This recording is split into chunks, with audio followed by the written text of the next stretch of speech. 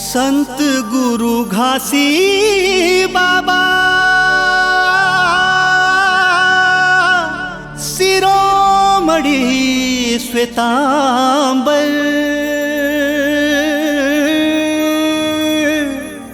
तोर बानी तोर विचार गुरु तोर जय जयकार गुरु तोर जय जयकार बोल गुरु घासीदास बाबा की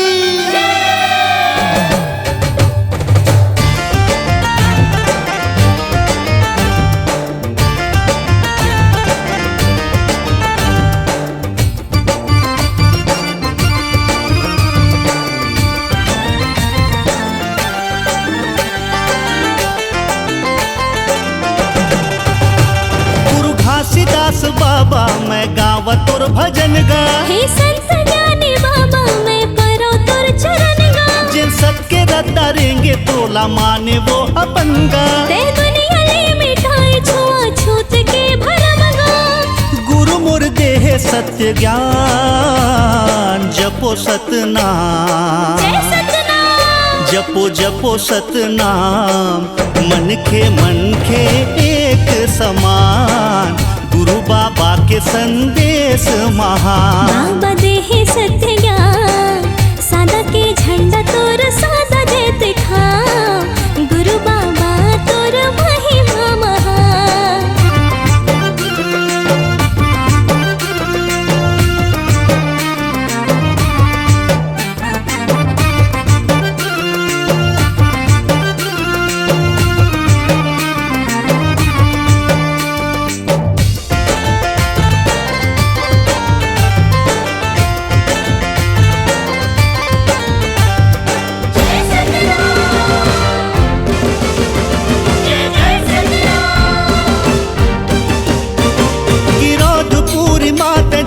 छत्तीसगढ़ ले नाता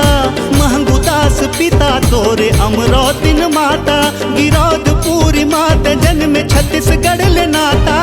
महंगूदास पिता तोरे अमरौतिन माता परथनंगा बाबा तोर महिमा के बखान अनंत काल तक चाही बाबा तोर नाम ओ बाबा तोर महिमा जिंदगी भगावन तोर महिमा जगल सुनावन हमरो राखे रही विध्यान जपो सतनाम जय सतनाम जपो जपो सतनाम सादा के झंडा तोर सादा जैत खाम गुरु बाबा के संदेश महान बाबा देह सत्य ज्ञान सादा के झंडा तोर सादा दे दिखा गुरु बाबा तोर महिमा महान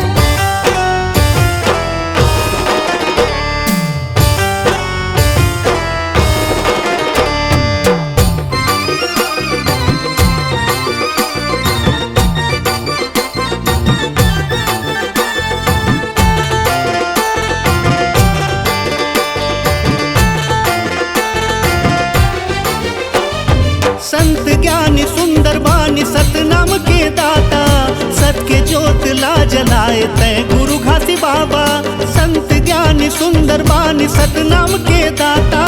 सत के ज्योत ला जलाए तय गुरु घासी बाबा घर घर मांगो जति सतनाम पंथी नाच नाच खावे गूंजत है तोर नाम ओ पंथी भजन माँ मन ला रंगावन निर्मल मन ले पंथ सुनावन